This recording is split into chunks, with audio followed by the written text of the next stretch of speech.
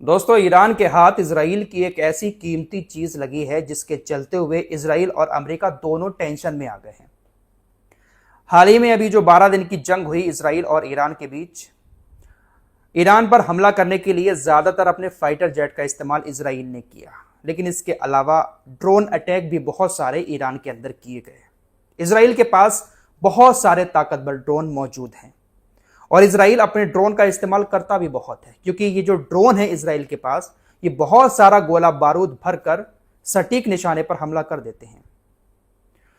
इन्हीं ड्रोन में से एक सबसे ताकतवर ड्रोन इजराइल का है ऑर्बिटर 5। इसका इस्तेमाल इजराइल ने ईरान के ऊपर हमले करने के लिए किया था। अब ऐसा तो है नहीं कि ईरान के ऊपर हमला करने के लिए इजराइल के ड्रोन जाएंगे और ईरान उनको मारेगा नहीं। ईरान ने उनको इंटरसेप्ट करने की कोशिश की। इसी दौरान इजराइल का एक ऑर्बिटर 5 ड्रोन ईरान के अंदर गिर गया। ईरान की इलेक्ट्रॉनिक वॉर यूनिट ने इजराइल के ऑर्बिटर 5 ड्रोन को मार गिराया और जब वो जमीन पर आकर गिरा तो बिल्कुल सही सलामत था। सिर्फ आगे का थोड़ा सा हिस्सा डैमेज हुआ, लेकिन पूरी तरीके से इजराइल का ऑर्बिटर 5 ड्रोन काम कर रहा था। जैसे ही इजराइल का ड्रोन नीचे आकर गिरा, ईरान की सेना ने उसको अपने कब्जे में ले लिया।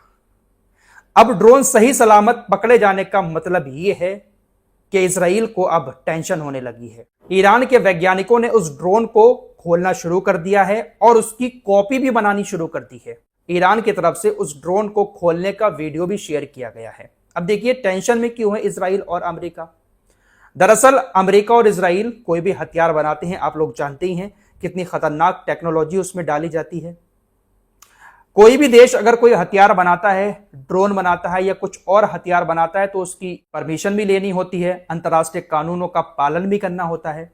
लेकिन इजराइल का ये जो ड्रोन ईरान के हाथ लगा है, इसको खोलकर जो कॉपी बना रहा है ईरान, उस कॉपी को बनाने के लिए किसी नई टेक्नोलॉजी का इस्तेमाल भी नहीं करना पड़ेगा।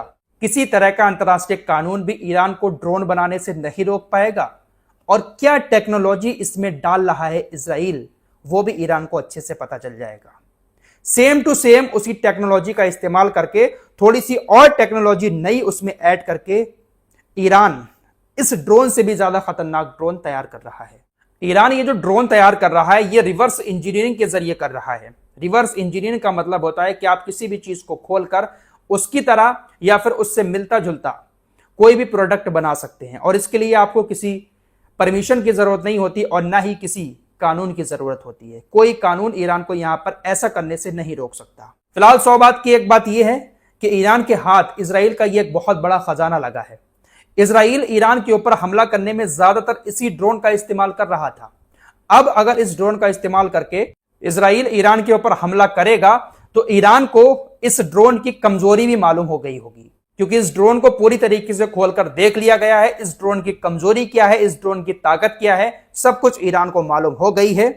तो ईरान इसको अच्छे से इंटरसेप्ट भी कर सकता है। साथ ही साथ ईरान जो इस ड्रोन की कॉपी बना रहा है, उसकी कॉपी बनाकर इजराइल के ऊपर हमला भी कर देगा। तो इजराइल को इसी चीज की टेंशन है।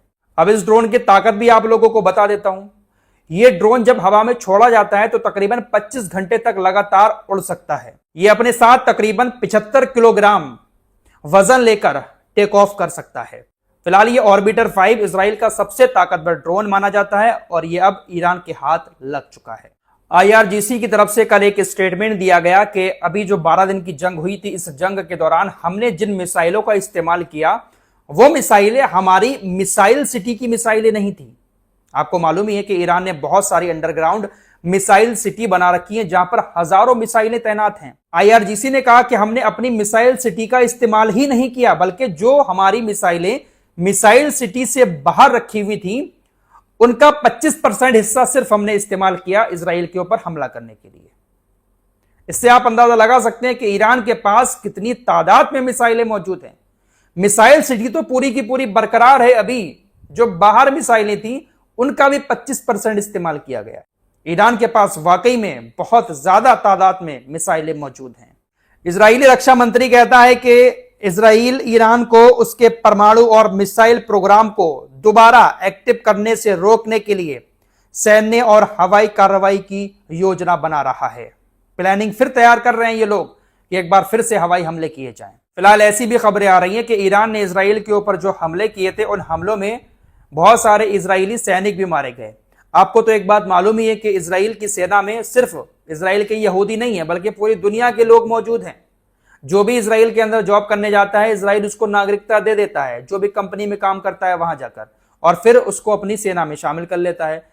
खबर के मुताबिक मोरक्को, सऊदी अरब और जॉर्डन के सैनिक भी मारे गए हैं जो इजराइल की सेना में मौजूद थे।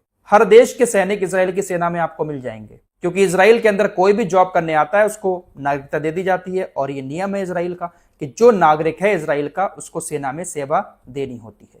आइए अब बात गाजा की कर लेते हैं। गाजा में सीज फायर की चर्चा बहुत जोरों शोरों से चल रही है। डोनाल्ड ट्रंप हर जगह पर गाजा का जिक्र कर रहे हैं कि एक हफ्ते में सीज फायर हो जाएगा। कल कहा था डोनाल्ड ट्रंप ने कि 24 घंटे का वक्त है हमास के पास सीज फायर के लिए वो राजी हो जाए। 24 घंटे का वक्त दिया तो हमास ने भी पलटकर जवाब दिया कि हम सीज फायर के लिए राजी हैं। पॉजिटिव रिएक्शन हमास की तरफ से आया, लेकिन हमास ने जो शर्तें रखी हैं वो भी आपको बता दूं।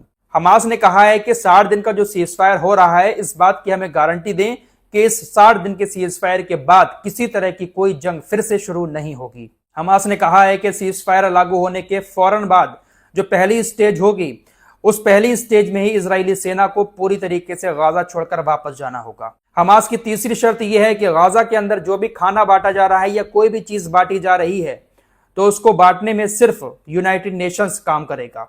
सिर्फ यूनाइटेड नेशंस के लोग ही उस चीज को बांटेंगे। इजराइल की सेना, इजराइल की पुलिस या कोई भी देश बीच में नहीं आएगा। सिर्फ यूनाइटेड नेशंस के जरिए ही खाना बांटा जाएगा। तो ये शर्तें 3 हमास ने रखी हैं। अब देखते हैं कि भाई क्या होता है। एक हफ्ते के बाद जाने वाला है नेतन्याहू अमेरिका, तो वहां पर जाकर क्या इनकी खिचड़ी पकेगी वो तो आने वाला वक्त बताएगा। लेकिन डोनाल्ड ट्रंप का कहना है कि एक हफ्ते के अंदर सीज फायर हो सकता है। फिलहाल गाजा के अंदर इजराइल के हमले लगातार जारी हैं। रोजाना सैकड़ों लोग अभी भी गाजा के अंदर मारे जा रहे हैं, और रोजाना ऐसी जगह पर हमले हो रहे हैं जहां पर खाना बांटा जाता है, जरूरी सामान बांटे जाते हैं, वहां पर गोलीबारी होती है और लोग मारे जाते हैं। यूनाइटेड नेशंस के ये जो प्रमुख है एंटोनियो गुटेरेस, इन्होंने कहा गाजा में हालात अब इतने बुरे हो चुके हैं कि जिंदगी बचाने वाले आखिरी सहारे जैसे दवा, खाना, पानी और इलाज अब लगभग खत्म हो चुके हैं। हालात बेहद चिंताजनक हैं और मानवता के लिए एक खुला खतरा है। यूनाइटेड नेशंस के प्रमुख ये बात कह रहे हैं। पता सबको है कि क्या हो रहा है गाजा के अंदर, लेकिन किसी संस्था की कितनी औकात नहीं है कि इजराइल और अमेरिका के खिलाफ जाकर कोई एक्शन ले सके। मेरे दोस्तों, यहां से एक बात समझ जाना चाहिए पूरी दुनिया को कि दुनिया में जो भी संस्थाएं हैं, जो भी कोर्ट हैं, वो इन्हीं के नीचे काम कर रहे हैं। यूनाइटेड नेशंस की जो एक और संस्था है UNIWA, उसने कहा है कि गाजा के अंदर जो ईंधन है, डीजल वगैरह जो है, वही एक लाइफ लाइन है, क्योंकि इसी से बेकरी चल रही है, हॉस्पिटल के जनरेटर चल रहे हैं, वाटर पंप चल रहे हैं।